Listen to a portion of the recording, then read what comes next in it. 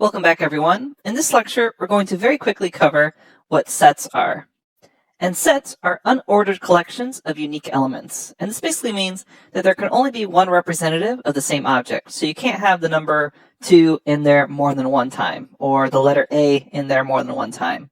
Let's see some examples of how to work with sets in the Jupyter Notebook.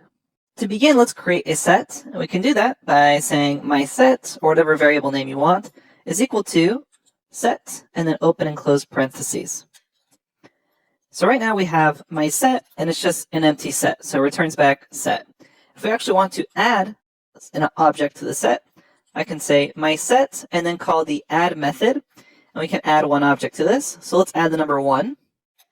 And now if I take a look at my set, I see it has the number 1 there.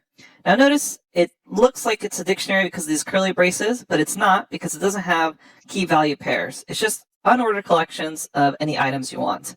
So let's add in another object here. We'll say my set, add in the number 2, and then if I call my set again, if I call my set, I get 1 and 2 there. Now let's try adding 2 a second time and see what happens. If I call my set, it still just shows 1 and 2. It doesn't show 1, 2, 2. And this is basically what a set is. It has to be unique values in there. If you try to add a value that's already in the set, it won't repeat it. It'll just say, hey, we already have that value in there. I only accept unique values.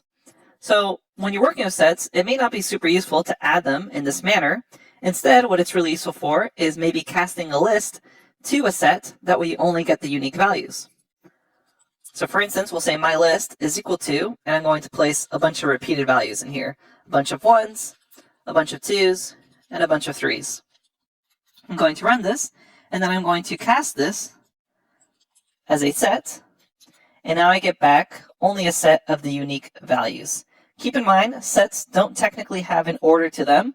Since we're dealing with very small sets here of just a few items, it looks like they have an order, but in reality, sets don't have any particular order to go in. For now, that's all you need to know about sets. We won't really touch upon this object or data type again until much later in the course. Since we're just beginning, it won't be very useful to us now, but later on we'll be able to see different use cases for it. Again, remember just that sets are unordered collections of unique elements. Thanks, and we'll see you at the next lecture where we discuss Booleans. Hey there, welcome back. In this lecture, we're going to briefly discuss Booleans. Booleans, in case you're unfamiliar with this term, is basically a term to use for operators that convey either true or false statements. And these are really important later on when we deal with control flow and logic, because lots of times we want to check if a certain condition has happened. In other words, if a certain condition is true in order to execute some code. For example, you may want to check, hey, is my pool empty? If that is true, then go ahead and turn on the water to fill up the pool, or other things of that nature. So that's why Booleans are really important.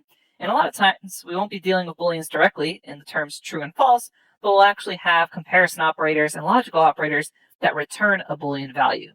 So let's very quickly show you what these actually look like, and then we'll explore them later on in a lot more detail when they become more useful to us. Let's hop over to a Jupyter Notebook.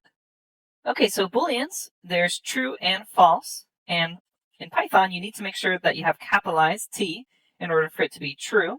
Otherwise, if you have lowercase t, it's just going to complain, hey, you didn't define this term true because it thinks you're calling a variable. Instead, make sure that you have capitalized T, and it's the same for false. You're going to need to capitalize F for false.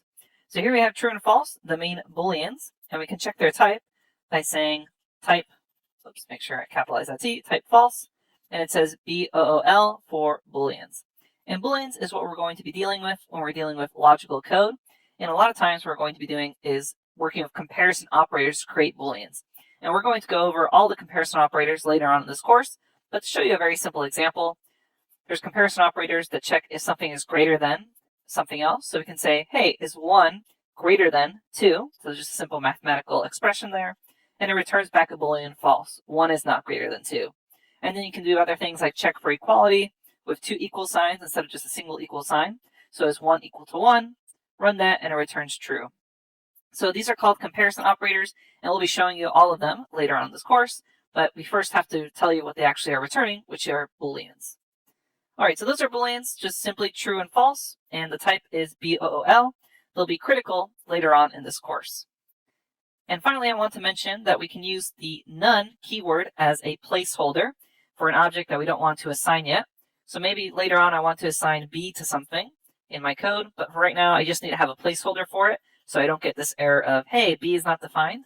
What I can do is say B is equal to none, notice the capital N there, and it's a none data type. And we've actually seen that before when we were dealing with in-place methods off a list. Remember that when we sorted a list in place, it returned back none. So when I type B here, I don't see anything out. But then what's nice is I also don't see that error of it not being defined. Okay, that's really the basics of Booleans. We're going to work on this a lot more later on in the course.